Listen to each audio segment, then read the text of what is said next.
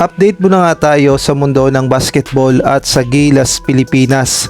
Mantakin nyo, meron palang pang-apat na naturalized player ang Gilas Pilipinas. At ang tanong, bakit hindi ginamit at nilakad na pala ang kanyang papeles sa Senado kapalit sana ni Justin Brownlee. Ngunit bago yan, pakipindot naman ang like, subscribe at ang notification bell para updated ka sa lahat ng aking ina-upload. At kung gusto mong magpa-member sa aking channel ay pindutin mo lamang ang join at automatic ka na sa mga shoutout. Alam naman nating lahat na nalalagay sa alanganin ang paglalaro ni Justin Brownlee sa Gilas Pilipinas sa FIBA Asia Cup sa August dahil may kinahaharap pa nga siyang problema nang matapos magpositibo muli sa ipinagbabawal na substance, kaya naman hinihintay pa ang pwedeng maging suspension sa kanya ng FIBA. Kaya naman ang SBP ay mayroon ngang plan B kung sakaling ang hindi makakapaglaro si Justin Brownlee. Ang posibleng ang option ng SBP ay itong si Jordan Clarkson na alam nating lahat na isang NBA caliber at hindi nga basta-basta ang schedule, at malamang sa malamang kung makapag-practice man ito sa Gilas Pilipinas ay maikling panahon na lamang at syempre kailangan din ng pera.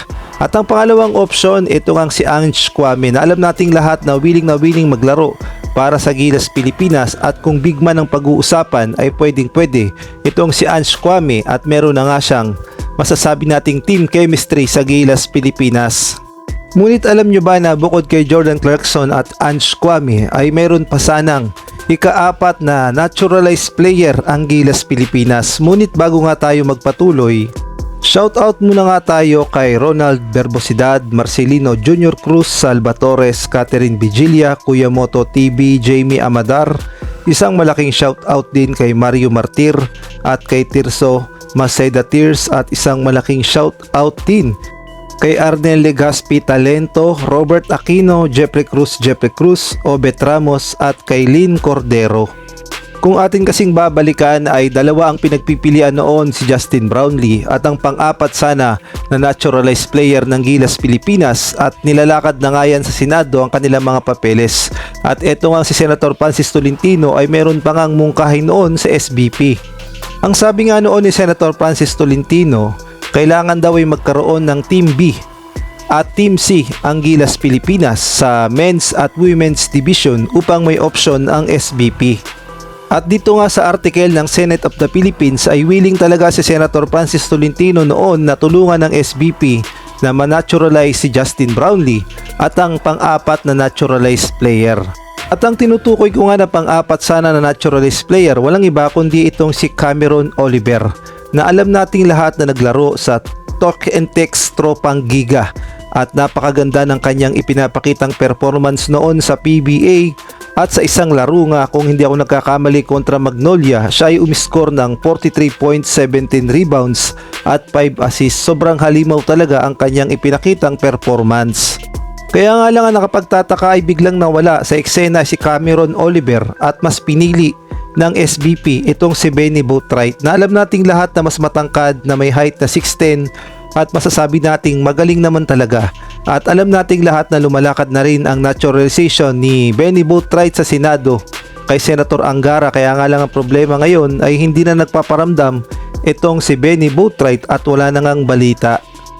At kahit nga noon si Senator Sani Angara ay willing tulungan ang SBP kay Justin Brownlee at Cameron Oliver sa kanilang naturalization, na balita pa nga sa Facebook page ng China ang pag-naturalize kay Justin Brownlee at Cameron Oliver noon.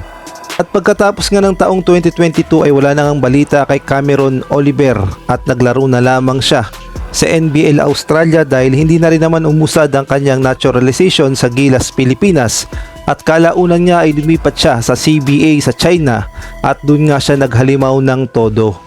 At sa mga nagtatanong naman kung gaano nga ba kagaling itong si Cameron Oliver sa paglalaro niya sa China, at ang malaking tanong, sinayang ba talaga siya ng SBP at hindi siya ginawang naturalized player ng Gilas Pilipinas? Kayo nang bahalang humusga sa laro ni Cameron Oliver o sa highlights niya sa paglalaro sa CBA ng China. At FYI pala, si Cameron Oliver ay 28 years old pa lamang at may height na 6'7", di hamak na mas matangkad kay Justin Brownlee at ating panoodin ng kanyang mga highlights.